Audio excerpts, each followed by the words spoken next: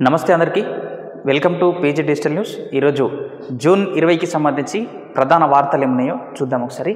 ఆంధ్రజ్యోతి పేపర్తో దేవరకద్రలో బ్రహ్మోస్ యూనిట్ బ్రహ్మోస్ క్షిపణి తయారీ యూనిట్ని దేవరకద్ర మహబూబా నగర్కి సంబంధించి అక్కడ తయారీ కేంద్రానికి సంబంధించి ప్రతిపాదనలు జరుగుతూ ఉన్నాయి. అధికారులు కూడా అక్కడ సందర్శించారు. అక్కడ ఎమ్మెల్యే కూడా వాళ్ళకు సహకరిస్తూ ఉన్నారు. అంటే కొంత భూములు కూడా కావాల్సి ఉంది. ఈ బ్రహ్మోస్ అనేది జపాన్కు సంబంధించింది. జపాన్ ఇండియాకు సంబంధించి బ్రహ్మోస్ క్షిపణి ఉంటుంది. చూడండి ఒకసారి. మహబూబ్ నగర్ జిల్లాలో బ్రహ్మోస్ క్షిపణి తయారీ యూనిట్ ఏర్పాటు కానుంది. దేవరకద్ర మున్సిపాలిటీ పరిధిలోని చౌదర్పల్లి, బస్వాయపల్లి గ్రామాల శివారులో ఈ యూనిట్ను ఏర్పాటు చేయనున్నారు. Devarakadra MLA G Madhusudan Reddy, BrahMos aerospace chief Jayateertha R Joshi, DRDL director Srinivasamurthy, ED Sambasivaprasad స్థలాన్ని గురువారం పరిశీలించారు. యూనిట్తో పాటు అనుబంధ సంస్థల ఏర్పాటుకు 400 ఎకరాల స్థలం కావాల్సిందని జోషి చెప్పారు. 400 ఎకరాలు కావాల్సి ఉంది దీనికి సంబంధించి. సో ఇదొక శుభ పరిణామం అని చెప్పొచ్చు. సొంతంగా మన రాష్ట్రంలోనే ఏర్పాటు చేయడం ఇది ఇంకా మంచి విషయం అని చెప్పొచ్చు. పరిమిత ఎత్తు దాటితే కూల్చివేతే ఎయిర్పోర్ట్ల సమీపంలోని భవనాలు నిబంధనలకు లోబడి ఉండాలి. ఇప్పటికే ఉన్న నిర్మాణాలకు పరిహారం. కేంద్రం ముసాయిదా రూల్స్. 21 రోజుల పాటు ప్రజాభిప్రాయ సేకరణ.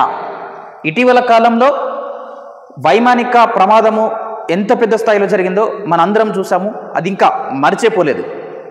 కాబట్టి ఎయిర్పోర్ట్ సమీపంలో ఉన్న ఇండ్లు కానీ భవనాలు కానీ పరిమితికి మించి పై స్థాయిలో ఉండొద్దు అని చెప్పేసి కూడా కేంద్రం తగు నిబంధనలు జారీ చేయడం జరిగింది.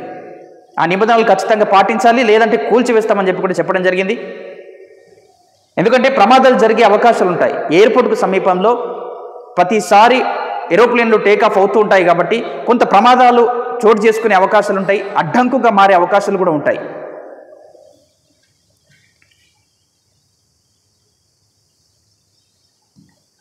బనకచెర్లను అడ్డుకోండి. తెలంగాణ ప్రయోజనాలకు విరుద్ధంగా ఆ ప్రాజెక్టు ప్రతిపాదన. జీడబ్ల్యూడిటి పునర్విభజన చట్టాన్ని ఉల్లంఘిస్తున్న ఏపీ సర్కార్ అపెక్స్ కౌన్సిల్ అనుమతి పొందలేదు. ఇది తీవ్ర అభ్యంతరకరం. బనకచెర్ల బదులు ఇచ్చంపల్లి సాగర్ అనుసంధానంపై చర్చకు సిద్ధం. గోదావరిలో 1000, కృష్ణాలో 500 టీఎంసీలకు మాకు ఎన్ఓసీ కావాలి. పాలమూరు, సమ్మక్క, తుమ్మిడిహెట్టిలకు అన్ని అనుమతులు ఇవ్వండి. ఏపీ ప్రాజెక్టులకు సత్వరమే అనుమతులిస్తూ మాపై అలసత్వం సరికాదు. కేంద్రం వైఖరితో ఇరు రాష్ట్రాల మధ్య అపోహలు, ఇబ్బందికర పరిస్థితులు. రాష్ట్ర ప్రయోజనాల విషయంలో రాజీపడం, అవసరమైతే సుప్రీంకోర్టుకు. జలశక్తి మంత్రి సిఆర్ పాటిల్కు సీఎం రేవంత్, మంత్రి ఉత్తమ్ స్పష్టీకరణ. అతి త్వరలో అపెక్స్ కౌన్సిల్ భేటీ, పాటిల్ హామీ ఇచ్చారన్న ఉత్తమ్. బనకచెర్ల గోదావరికి సంబంధించిన వివాదం కొనసాగుతూ ఉంది. కేవలం మేము వరద నీటిని మాత్రమే తీసుకుపోతున్నామని చెప్తున్న ఏపీ ప్రభుత్వాన్ని తెలంగాణ అడ్డుకుంటా ఉంది. కృష్ణా రివర్ కావచ్చు, గోదావరి రివర్ కావచ్చు, దానిపై గతంలో చేపట్టిన ప్రాజెక్టులను ఏపీ అడ్డుకుందని చెప్పేసి కూడా తెలంగాణకు సంబంధించిన వారు అడ్డుకుంటా ఉన్నారు, వాదిస్తూ ఉన్నారు. ఏపీ మా నీళ్లు పట్టకపోయే ప్రయత్నాలు చేస్తుందని చెప్పి కూడా తెలంగాణ వాదిస్తున్నారు. ఈ మేరకు రేవంత్ రెడ్డి గారు, ఉత్తమ్ కుమార్ రెడ్డి గారు కేంద్ర జలశక్తి మంత్రి సిఆర్ పాటిల్ గారిని కలవడం జరిగింది. ఈ విషయంలో చూడాలి మరి ఏం జరుగుతుందో ఈ విషయంలో. దీనిపై గోదావరి, బనకచెర్ల అసలు ఏంది అన్న విషయంపై మన ఛానల్లో ఒక స్పెషల్ స్టోరీ కూడా చేయడం జరిగింది. ఆ ఒక వీడియో చూస్తే సరిపోతుంది. బనకచెర్ల ప్రాజెక్టు ఏంటి, ఎందుకు ఈ వివాదం కొనసాగుతుంది, ఫ్యూచర్లో ఏం జరిగే అవకాశాలు ఉన్నాయన్న పూర్తి వివరణతో కూడిన వీడియోను అప్లోడ్ చేయడం జరిగింది. మారన్ న్యూస్ వీడియో అప్లోడ్ చేసిన తర్వాత ఆ డిస్క్రిప్షన్లో కూడా లింక్ ఇస్తాను, చూడండి ఒకసారి.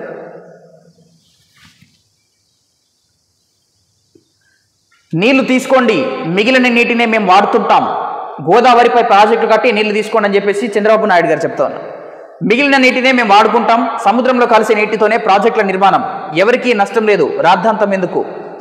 సమస్యలు సృష్టించుకోవడం ఎందుకు? ఎవరి శక్తి మేరకు వాళ్ళ ప్రాజెక్టులు కట్టుకుందాం. ఎవరి శక్తి మేరకు వాళ్ళు కట్టుకుందామంటే ఏపీలో కేంద్రం యొక్క సపోర్ట్ ఉంటుంది, కేంద్రం నుంచి నిధులు వస్తాయి. మరి తెలంగాణకి ఎవరిచ్చేది? తెలంగాణ దగ్గర ఒకవేళ నిధులు లేకపోతే ప్రాజెక్టులు ఏ విధంగా కట్టాలి? తెలంగాణపై నేను ఎప్పుడైనా గొడవపడ్డానా? కాళేశ్వరం ప్రాజెక్టుకు అడ్డు చెప్పలేదు. తెలుగు రాష్ట్రాలు నంబర్ 1గా ఉండాలి. బనకచెర్ల వివాదంపై ఏపీ సీఎం చంద్రబాబు, ఇరు రాష్ట్రాలకు ఆమోదయోగ్యంగా పరిష్కరించుకుందామని సూచన. కేంద్రం దగ్గర కూర్చొని పరిష్కరించుకుందామని చెప్పి కూడా చంద్రబాబు నాయుడు గారు చెప్తా ఉన్నారు. తెలంగాణ రాష్ట్రంతో గొడవ పడే యోచన తనకు లేదని సమస్యను సామరస్యంగానే పరిష్కరించుకుందామని చెప్పి ఆయన ప్రెస్ మీట్లో కూడా చెప్పడం జరిగింది. చూడాలి మరి ఈ గోదావరి బనకచెర్ల విషయం వివాదం ఎక్కడి వరకు వెళ్తుందో.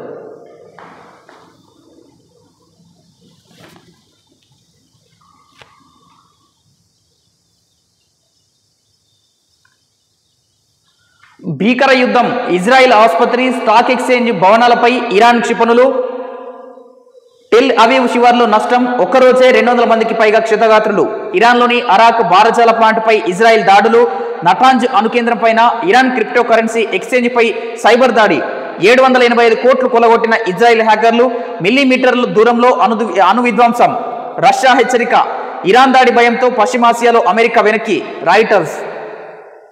ఈ ఇజ్రాయెల్కి సంబంధించిన యుద్ధము భీకర స్థాయికి చేరుకుంటా ఉంది. రోజు రోజుకు దాడులు కొనసాగుతున్నాయి, దాడులు పెరుగుతూ ఉన్నాయి కూడా. యుద్ధం ఆపకపోతే ఇరు దేశాలకు ఖచ్చితంగా నష్టం వాటిల్లుతుంది. ఆ యుద్ధం కారణంగా వివిధ దేశాలపై కూడా ప్రభావం చూపుతుంది. అంటే అక్కడి నుంచి ఏమైనా ఎగుమతులు చేసుకుంటా ఉంటే ట్రేడ్ అనేది, వాణిజ్యం అనేది కొంత కుంటుపడుతుంది. దాని కారణంగా వివిధ దేశాలపై ఆర్థిక భారం కానీ వివిధ భారాలు పడే ప్రభావం చూపే అవకాశాలు అయితే ఖచ్చితంగా లేకపోలేదు.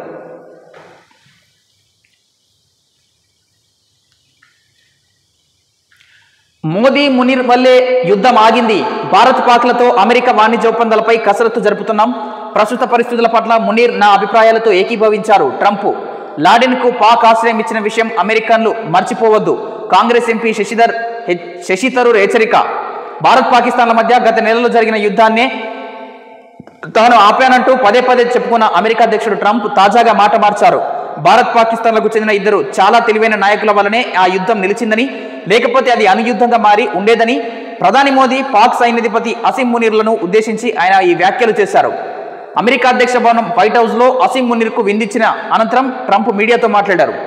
ఇన్ని రోజులు నేను ఆపడం వల్లే పాకిస్తాన్ భారత్ యుద్ధం ఆగింది, లేదంటే విధ్వంసం జరిగేది అని చెప్పి ట్రంప్ ప్రగల్భాలు పలికారని చెప్పి మనం ఇటీవల కాలంలో కూడా చూసాం. సో ఇప్పుడు మళ్ళీ మాట మారుస్తూ ఉన్నారు. రెండు దేశాలకు సంబంధించిన కీలకమైన నేతలు, కీలకమైన నాయకులు చేయబట్టే యుద్ధం ఆగిందని చెప్పి కూడా చెప్తా ఉన్నారు.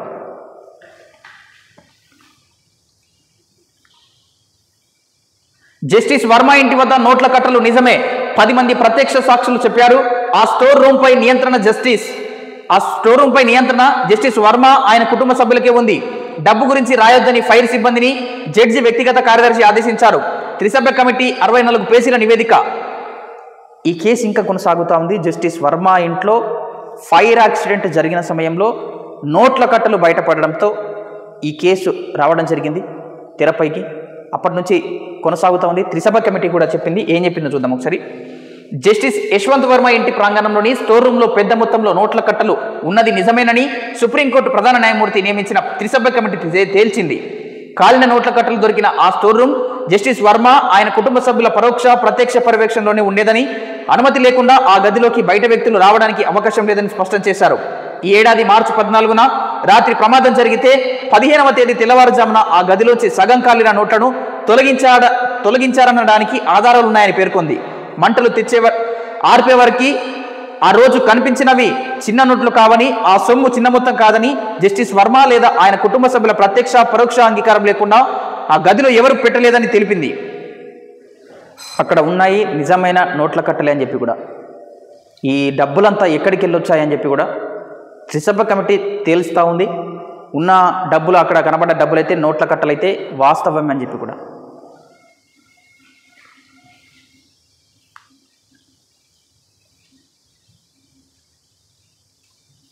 నేడు తెలుగు రాష్ట్రాల్లో నక్సల్స్ బంద్, ఎన్కౌంటర్లను నిరసిస్తూ మావోయిస్టు పార్టీ పిలుపు. కొత్తగూడెంలో 12 మంది నక్సల్స్ దొంగబాటు. ఆపరేషన్ కగార్ పేరిట నక్సల్స్ ఏరివేత కార్యక్రమం కేంద్రం చేపట్టింది, కొనసాగుతూ ఉంది కూడా. 2026 మార్చి కల్లా నక్సల్స్ రహిత దేశంగా తీర్చిదిద్దుతామని చెప్పి దేశం ఇప్పటికే, భారత కేంద్ర ప్రభుత్వం ఇప్పటికే ప్రకటిస్తూ ఉంది. ఆ దిశగా ముందుకు కూడా పోతా ఉంది. ఈ నేపథ్యంలో చాలామంది మావోయిస్టులు ఎన్కౌంటర్కు గురవుతా ఉన్నారు, ప్రాణాలు కోల్పోతా ఉన్నారు. ఇదే క్రమంలో చాలా ప్రజా సంఘాల నాయకులు, కమ్యూనిస్టు వాదులు ఆపరేషన్ కగార్ను ఆపాలని చెప్పి డిమాండ్ చేస్తూ ఉన్నారు. పెద్ద ఎత్తున నిరసన కార్యక్రమాలు కూడా చేపడుతూ ఉన్నారు. ఇందులో భాగంగానే నేడు తెలుగు రాష్ట్రాల్లో బంద్ కూడా ప్రకటించనున్నారు. చూడండి ఒకసారి.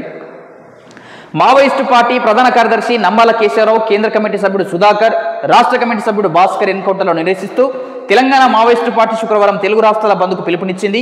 ఈ మేరకు కొద్ది రోజుల క్రితమే జగన్ పేరుతో ఓ లేఖను విడుదల చేసింది.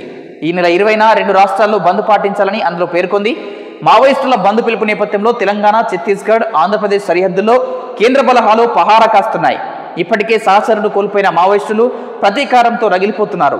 బంద్ నేపథ్యంలో ఏదైనా విధ్వంసానికి పాల్పడతారనే అనుమానంతో తెలంగాణ, ఏపీ సరిహద్దులో తనిఖీలు ముమ్మరం చేశారు. భద్రాచలం ఏజెన్సీలోని చెర్ల, వెంకటాపురం, వాజేడు మండలాల్లో రాత్రి వేళల్లో ఆర్టీసీ బస్సులు, ప్రైవేట్ వాహనాల రాకపోకలను నిలిపివేశారు. అలాగే ఈ నెల 10న మావోయిస్టు పార్టీ దేశవ్యాప్త బంద్ నిర్వహించగా కుంట వద్ద ఎక్స్వేటర్ తగలబెట్టి ఐఈడీని ఏర్పాటు చేశారు. బంద్ నేపథ్యంలో ఎలాంటి అవాంఛనీయ ఘటనలు చోటు చేసుకోకుండా భద్రతా బలగాలన్నీ కూడా సరిహద్దు ప్రాంతాలలో పహారా కాస్తా ఉన్నాయి. బంద్ జరుగుతున్న సమయంలో మావోయిస్టులు ఏదైనా కుట్ర పన్నే అవకాశాలు ఉన్నాయని చెప్పి, దాడులకు దిగే అవకాశాలు కూడా లేకపోలేదని చెప్పి భద్రతా బలగాలు అయితే కట్టుదిట్టమైన చర్యలు తీసుకుంటా ఉంది. సో ఇవి ఆంధ్రజ్యోతి పేపర్కి సంబంధించి. నెక్స్ట్ వేరే పేపర్ చూసే ప్రయత్నం చేద్దాం. నెక్స్ట్ వెలుగు పేపర్ చూద్దాం. ఇరాన్ అణు రియాక్టర్ పేల్చివేత ఇది చూస్తున్నాము. ఇరాన్, ఇజ్రాయెల్ దాడులు కొనసాగుతున్నాయి. బనకచెర్లను అడ్డుకోండి ఆ ప్రాజెక్టుతో నేను చెప్పాం. సీఎం రేవంత్ రెడ్డి గారు, ఉత్తమ్ కుమార్ రెడ్డి గారు, కేంద్ర మంత్రి ఢిల్లీలో కేంద్ర జలశక్తి మంత్రి సిఆర్ పాటిల్ను సీఎం రేవంత్ రెడ్డి, ఉత్తమ్ కుమార్ రెడ్డి కలవడం జరిగింది. ఈ గోదావరి బనకచెర్ల ప్రాజెక్టును అడ్డుకోవాలి, ఆపాలి, తెలంగాణకు అన్యాయం జరుగుతుందని చెప్పేసి ఆయన విన్నవించడం జరిగింది. అమెరికాకు బ్లాక్ బాక్స్. అహ్మదాబాద్లో కూలిపోయిన Air India flight black box damage అయింది. అందులోని డేటాను రీట్రీవ్ చేసేందుకు దాన్ని అమెరికాకు పంపాలని కేంద్రం యోచిస్తుంది. వాషింగ్టన్ డీసీలోని నేషనల్ ట్రాన్స్పోర్టేషన్ సేఫ్టీ బోర్డుకు బ్లాక్ బాక్స్ను పంపే అవకాశాలు ఉన్నాయి. బ్లాక్ బాక్స్ కూడా డ్యామేజ్కు గురైందంటే ఎంత తీవ్ర స్థాయిలో ఆ ప్రమాదం ఉందో మనం అర్థం చేసుకోవచ్చు. బ్లాక్ బాక్స్ను మామూలుగా రూపొందించరు. ఫైర్ సేఫ్టీ ఎట్లాంటి పెద్ద ఘటనలు జరిగినప్పటికీ బ్లాక్ బాక్స్ చెక్కు చెదరకుండా దాన్ని డిజైన్ చేస్తారు. అలాంటిది అహ్మదాబాద్ విమాన ఘటనలో బ్లాక్ బాక్స్ కూడా డ్యామేజ్ అయిందంటే ఆ ప్రమాద స్థాయి ఏ మేరకు ఉందో మనం ఆలోచించవచ్చు. సో అది డ్యామేజ్ కావడం జరిగింది. దాన్ని రీట్రీవ్ చేసేందుకు అమెరికాకు కూడా దాన్ని పంపే యోచనలో కేంద్రం ఉన్నట్లు తెలుస్తా ఉంది.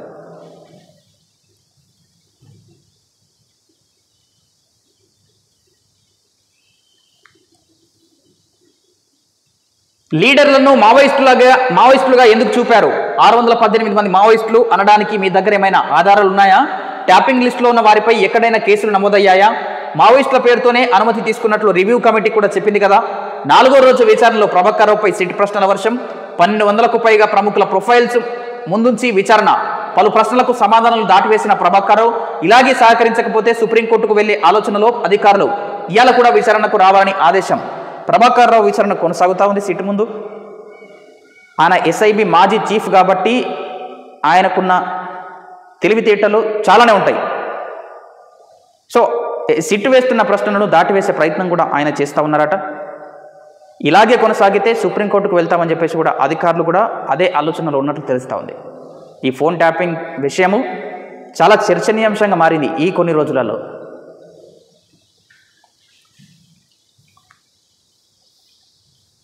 టెన్త్ క్వశ్చన్ పేపర్ 100 మార్కులకు. పార్ట్ 1లో 75 మార్కులు, పార్ట్ 2లో 25 మార్కులు. ఒకే క్వశ్చన్ పేపర్లో పార్ట్ 1, 2 ప్రశ్నలు పెట్టే యోచన. కసరత్తు చేస్తున్న ఎస్సీఆర్టీ అధికారులు, టీచర్లు, విద్యావేత్తల అభిప్రాయాల సేకరణకు రెడీ. 10వ తరగతి ఎస్ఎస్సికి సంబంధించి 100 మార్కులకే పరీక్షలు పెట్టే విధంగా ఎస్సీఆర్టీ కూడా యోచిస్తున్నట్లు తెలుస్తూ ఉంది.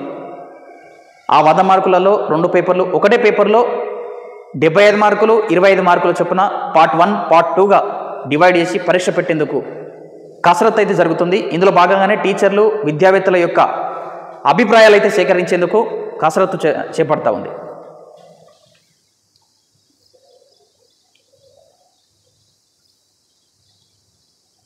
కేంద్రం దగ్గర కూర్చొని మాట్లాడుకుందామని చెప్పి ఏపీ ముఖ్యమంత్రి నారా చంద్రబాబు నాయుడు గారు చెప్తా ఉన్నారు. 5 ఎకరాల వరకు రైతు భరోసా జమ. కాళేశ్వరానికి క్యాబినెట్ అనుమతి ఉంది. కుంగిన పిల్లర్లు రిపేర్ చేసి నీళ్ళివ్వాలి. ఈటల. కాళేశ్వరం ప్రాజెక్టుకు క్యాబినెట్ అనుమతి ఉందని బీజేపీ ఎంపీ, మాజీ మంత్రి ఈటల రాజేందర్ మరోసారి స్పష్టం చేశారు. కేబినెట్ ఆమోదం లేకుండా ఇంత పెద్ద ప్రాజెక్టు నిర్మాణం జరుగుతుందా? ఆధారాలన్నీ ఇస్తాం, బట్టకాల్చి మీద వేస్తున్నారు. ప్రతి నిర్ణయానికి కేబినెట్ రాటిఫికేషన్ జరుగుతుంది. డిపార్ట్మెంట్లలో ఏ నిర్ణయం తీసుకోవాలనుకున్నా నాడు కేబినెట్లో పెట్టండి సీఎం హోదాలో కేసీఆర్ చెప్పేవారు. ఇది నిజం కాకుంటే నేను దేనికైనా సిద్ధం అని ఆయన చెప్పారు. గురువారం సికింద్రాబాద్లో మీడియాతో ఈటల మాట్లాడారు. ప్రాజెక్టు నిర్మించడాన్ని, అవినీతిని వేర్వేరుగా చూడాలన్నారు. ప్రాజెక్టును అడ్డుపెట్టుకుని సంపాదించడాన్ని బీజేపీ వ్యతిరేకిస్తుందని చెప్పారు. అనేక ప్రాజెక్టులు కాంగ్రెస్ ప్రభుత్వ హయాంలోనే మొదలు పెట్టారని, కానీ పూర్తి చేయలేదని దుయ్యబట్టారు. ఖచ్చితంగా కేబినెట్ యొక్క ఆమోదం ఉండే ప్రాజెక్టు నిర్మాణానికి ప్రతిపాదనలు సిద్ధమైనవి, మొదలైనవి అని చెప్పి బీజేపీ ఎంపీ ఈటల రాజేందర్ గారు చెప్తా ఉన్నారు. ఏ నిర్ణయం తీసుకున్నప్పటికీ అప్పటి సీఎం హోదాలో ఉన్న కేసీఆర్ గారు ఖచ్చితంగా కేబినెట్ ఆమోదం పొందిన తర్వాతే ఏ నిర్ణయాన్న బయటికి పోవాలన్న సందర్భం, సిచ్యువేషన్ అప్పుడు ఉండేది. అట్లాంటిది కేబినెట్ నిర్ణయం లేకుండానే అంత పెద్ద ప్రాజెక్ట్ ఎట్లా నిర్మాణం చేపడతారు? కరెక్టే కదా మరి. సో ఈటల రాజేందర్ గారు ఏ మేరకు ఇట్లా మాట్లాడుతూ ఉన్నారు?